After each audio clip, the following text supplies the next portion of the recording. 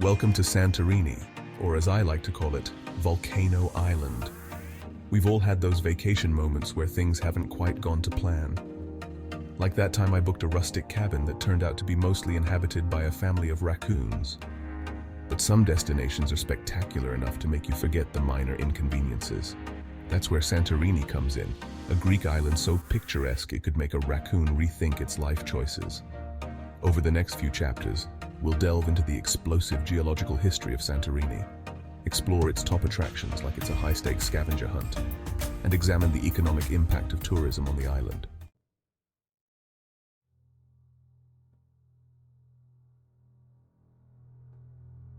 Now you might be thinking, Al, volcanoes, really?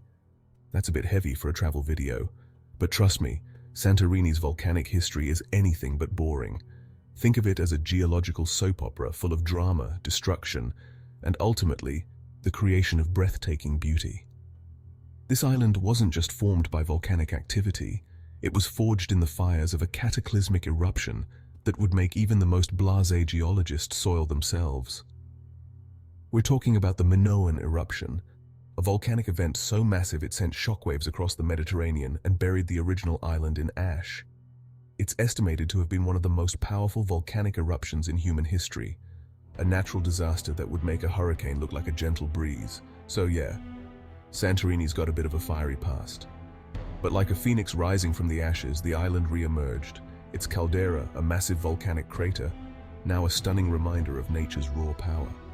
This caldera is basically a giant bathtub filled with seawater, surrounded by dramatic cliffs that rise hundreds of feet above the Aegean. It's the geological equivalent of a hold my beer moment, and the results are undeniably spectacular.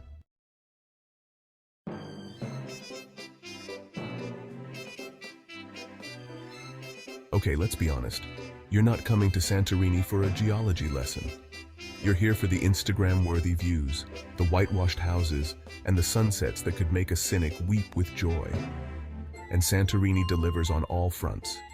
First up, we have Oia, the island's most famous village, perched precariously on the edge of the caldera. Oia is basically a postcard come to life, a maze of narrow streets lined with whitewashed houses, blue-domed churches, and shops selling everything from overpriced souvenirs to surprisingly delicious gyros. It's the kind of place where you can wander aimlessly for hours, getting lost in the beauty of it all. Just be prepared to share the experience with hordes of other tourists, all vying for that perfect selfie spot. Next on our whirlwind tour is Fira, Santorini's bustling capital. Fira is a bit more chaotic than Oia, with a vibrant mix of shops, restaurants, and bars. It's also home to the island's main port, where cruise ships disgorge their passengers like a clown car on steroids. But don't let the crowds deter you.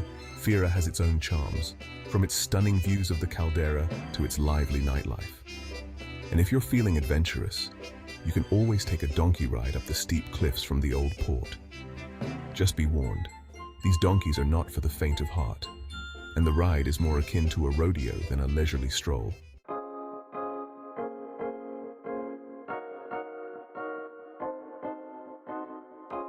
Right, let's talk numbers. Santorini, that beautiful volcanic playground, attracts a truly staggering number of visitors. We're talking over 2 million tourists per year, folks. That's more people than the entire population of Botswana. Imagine the entire country of Botswana deciding to spend their summer vacation crammed onto a tiny island in the Aegean Sea. It's a recipe for chaos, sunburn, and probably a few donkey traffic jams. And speaking of traffic jams, all those tourists bring in a boatload of cash. We're talking hundreds of millions of euros annually. That's enough to buy every single resident of Santorini their own personal donkey, with enough left over for a lifetime supply of Santorini's famous fava beans. But seriously, the economic impact of tourism on Santorini is massive. It's like the island has its own personal ATM, constantly spitting out euros thanks to the endless stream of sun-seeking, selfie stick-wielding tourists.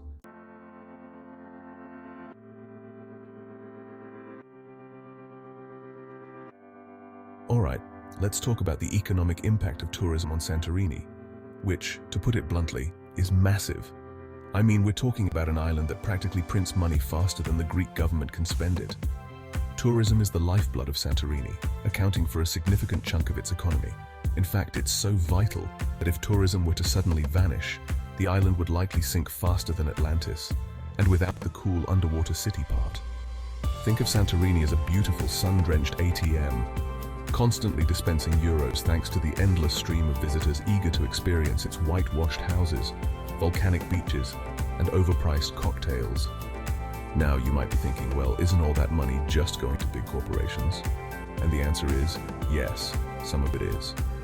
But a significant portion also goes directly into the pockets of locals, supporting businesses, creating jobs, and keeping the island's economy afloat.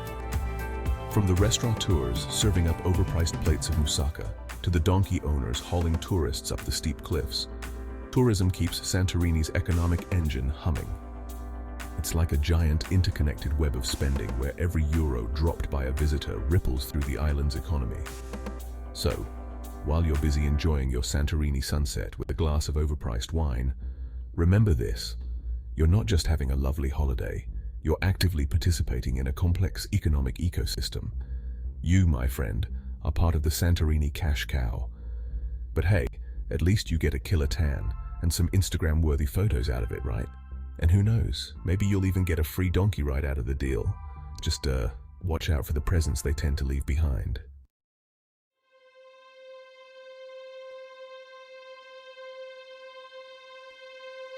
Now you might be asking yourself, why Santorini? Why not Mykonos, or Crete, or literally any other Greek island? And it's a fair question. What is it about this volcanic rock that draws millions of visitors every year like moths to a very expensive flame? Well, first and foremost, there's the undeniable beauty of the place. I mean, come on, those whitewashed houses clinging to the cliffs overlooking the Aegean Sea.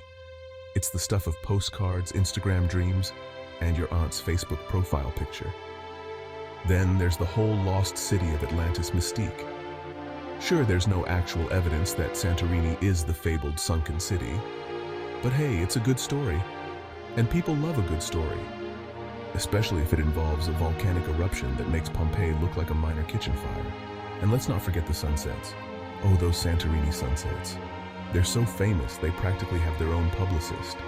People literally flock to Oya every evening just to witness this celestial spectacle, armed with selfie sticks and enough camera equipment to rival a National Geographic expedition. But let's be honest, a big part of Santorini's appeal is its popularity. It's like the it girl of Greek islands, the one everyone wants to be seen with. And hey, who are we to judge? If millions of people are willing to shell out thousands of dollars to visit a volcanic rock, there must be something special about it, right? Or maybe it's all just a giant collective delusion, a shared hallucination fueled by Instagram filters and overpriced cocktails. But hey, if everyone's having a good time, who cares? So why Santorini?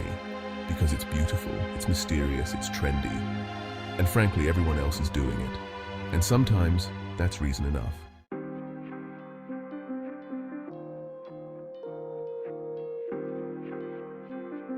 So, there you have it, folks. A whirlwind tour of Santorini, the volcanic superstar of the Aegean.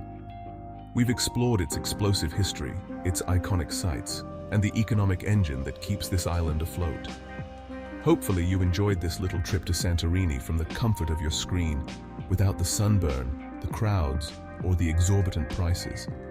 If you did, be sure to like, subscribe, and maybe even consider visiting Santorini yourself someday.